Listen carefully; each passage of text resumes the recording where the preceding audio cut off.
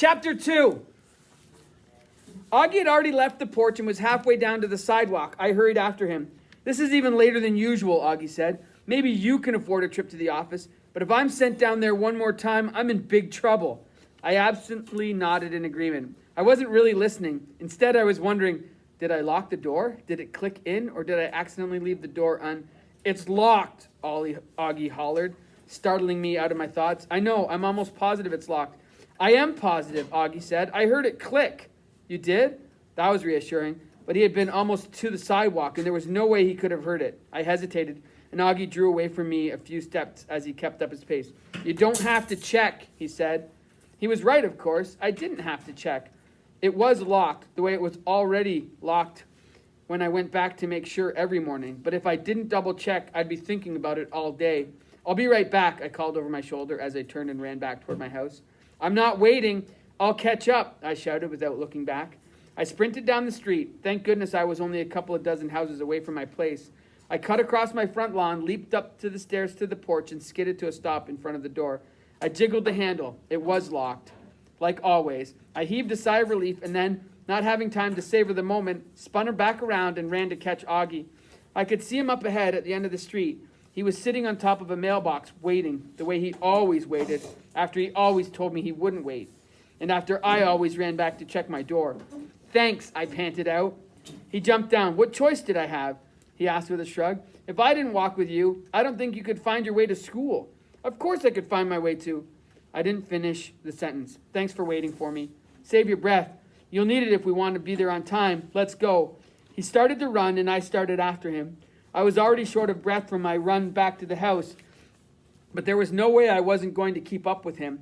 We crossed the first street, dodging the cars as they passed.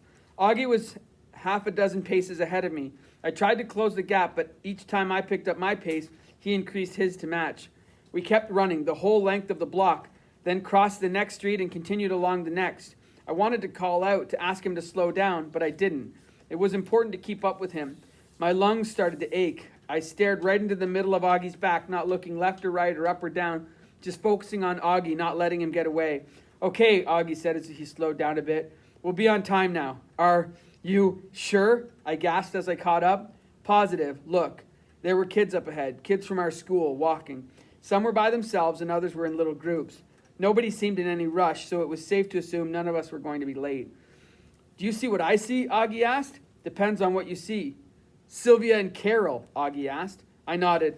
They were two girls we'd known for a long time from our old school, General Mercer. It only went to grade 6, so last year we'd started off at the middle school, Osler Senior Public, along with all the kids from 7 other elementary schools. Do you want to join them? I shook my head. Not really. Why not? I don't know. They like you, you know. I felt myself blush. I don't know about that, but they do like you.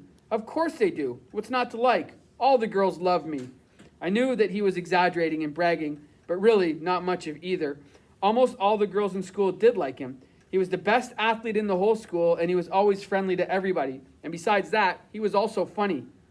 Augie always had jokes to tell, and he did these incredible imitations. He could sound just like some famous people and cartoon characters, and even teachers. He did an impression of our principal that was just about perfect. Let's talk to them. You need to practice. What do you mean? I asked. Practice. It's no different than playing basketball. The way to get better at anything is to do it more. You need to talk to girls more. But, no buts. Let's catch up to them. You need to learn to talk to girls if you want to get anywhere in life. I don't need to talk to girls to get where I want to be. All a vet needs is to understand animals.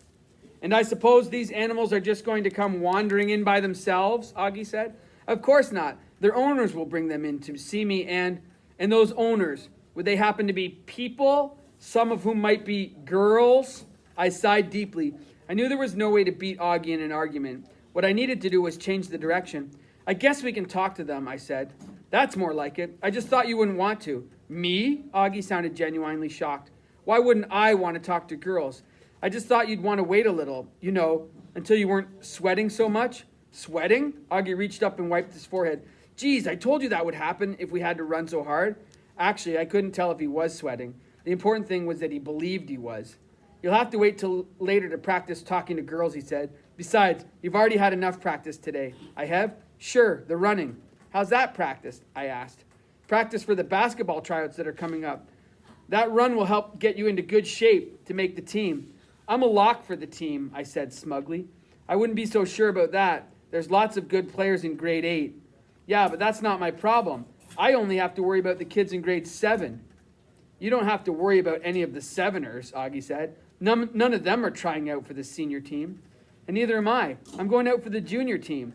The junior team is for juniors. I know. I'm a senior, but I also know I'm the same age as the grade 7s. And that means I can try out for that team. You could, but do you really want to? You could make the senior team. It's the same guys from last year's junior team. And we were on that team when you were only supposed to be in grade 6, Augie reasoned. You're right. I could make the team, but I want to do more than that. Now I don't understand what you mean, Augie said. I was on the team last year, but I didn't get that much playing time, Augie shrugged. It's just that some of the other players are better and bigger than me, and it seems like everybody has gotten even bigger over the summer. Some of us have grown, Augie said, patting me on the head and grinning. I've grown, I snapped, just not as much as you. But then again, I'm not nearly as old as you. My words wiped the grin off Augie's face, and I instantly regretted what I'd said.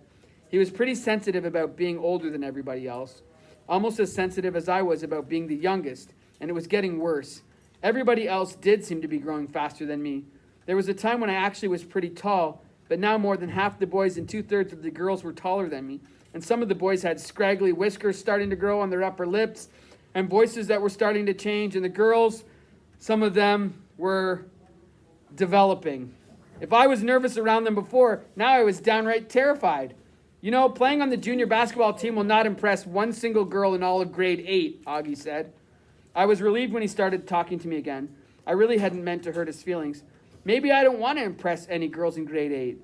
Impressing girls is half the reason to play basketball, Augie said. Being on the junior team, the only girls you'll impress are 7ers. Augie stopped and spun me around by the shoulder. Say, is that your game? You'd be the only grade 8 on the team and every girl in grade 7 would be impressed by you? Right, you could have your pick of the girls in grade 7. I don't want my pick of the girls. I just like playing basketball. Does everything with you have to be about girls? I demanded. A thoughtful look came over Augie's face. Well, yes. You're hopeless, I said. Augie smiled. You shouldn't be calling me hopeless, little buddy, he said, in a perfect imitation of Yogi the Bear. If you're not nice, I won't be sharing any of my picnic baskets with you. Okay, boo-boo?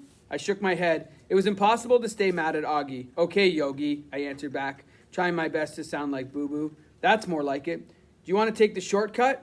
No, I said, shaking my head vigorously. Augie was referring to an alley that cut down behind the stores and then came in behind the school. There was a hole in the fence where you could get into the schoolyard. The route was almost 2 blocks shorter that way. It would save us some time, Augie said. Or get us killed. Nobody's been killed going that way. Maybe not killed, but I hear the stories. There was a high school 4 blocks over, and the high school students hung around in the alley in the morning before school, and then again after school every day. They'd taken to charging people, mostly kids in our school who were younger and smaller, to let them pass by. Some kids lost their lunch money. A couple who put up a fight or argued had been roughed up. You had to be stupid to go that way. We'll just cut through. Don't worry. Don't I always take care of you, Augie asked? And who's going to take care of you? You're a big kid here at Osler, but you're not so big compared to high school kids. Besides, I thought we were going to catch up to Carol and Sylvia, I said, motioning ahead. But I can't see any more sweat on your face, I said. Not that I ever had. I was worried about talking to the girls, but I was downright scared of going through that alley. Augie smiled. You know, I was just kidding about going through the alley. Hey, girls, he yelled, and they turned around. Wait up for us. I shook my head, and I thought I was fooling him.